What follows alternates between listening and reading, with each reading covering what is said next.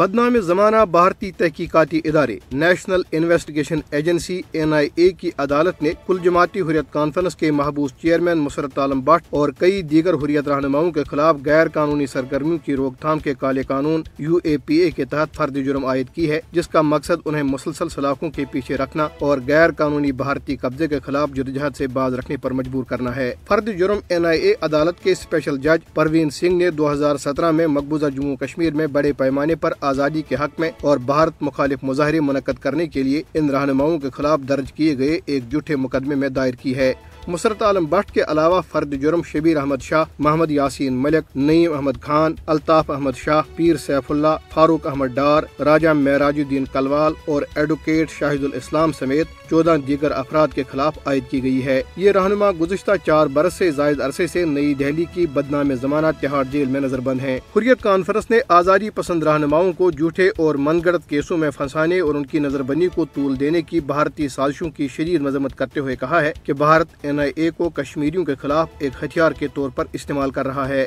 NIA کی جو یہ خوف زدہ کرنے کی جو کارروائی ہے، قائدین کو، تاجروں کو، صحافیوں کو، قلم کاروں کو، دینی تنظیموں کے ساتھ جو کچھ کیا جا رہا ہے، پابندیاں لگائی جا رہی ہیں، سینکڑوں کارکنوں اور ذمہ داروں کو گرفتار کیا گیا، یہ سب کچھ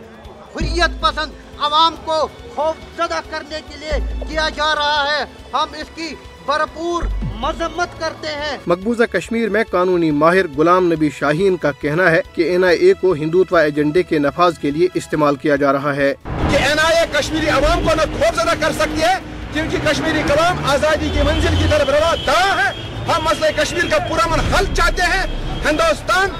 NIA کو گورنمنٹ آف انڈیا RSS کا ایجنڈا پورا کرنے کے لیے اپنے اداروں کو استعمال کر رہی ہے۔ NIA ایک ادارہ ہے جس ادارہ کو ہندوستان کے 25 کروڑ مسلمانوں کے خلاف استعمال کیا جاتا ہے، اور بالخصوص جموں کشمیر کے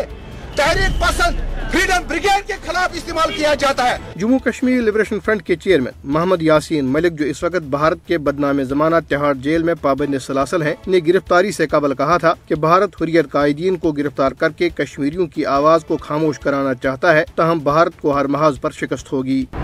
گبر سنگھ کی پالیسی کے تحت اس قوم کو ڈرایا دھمکایا گیا ہے NIA کے نام سے۔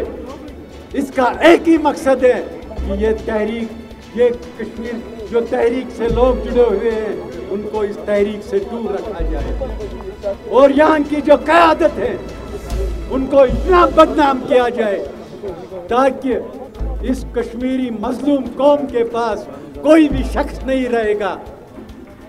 اس ظلم کے خلاف بات کرنے کے لیے۔